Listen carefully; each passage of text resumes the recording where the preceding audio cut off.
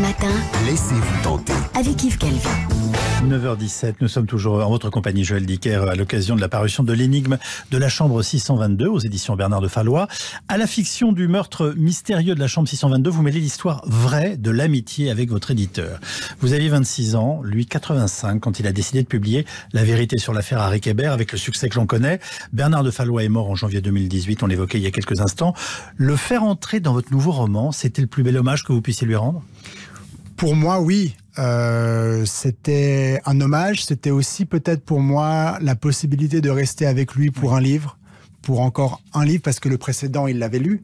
Ce roman-là était vraiment le premier qu'il n'avait pas du tout lu, qu'il n'avait pas vu, dans lequel il n'était pas présent. Et peut-être que c'était pour moi aussi une façon d'avoir Bernard avec moi.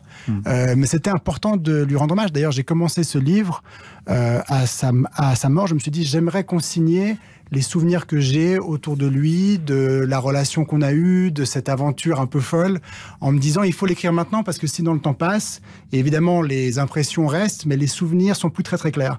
Et c'est en les écrivant que je me suis dit j'aimerais les partager. Et en les partageant, je me suis dit comment est-ce que je peux le faire bien. Et j'ai eu envie de les mettre dans un roman pour lui rendre hommage à travers un roman. Donc il y a une partie du livre qui est un récit où je raconte là vraiment des vrais moments avec lui.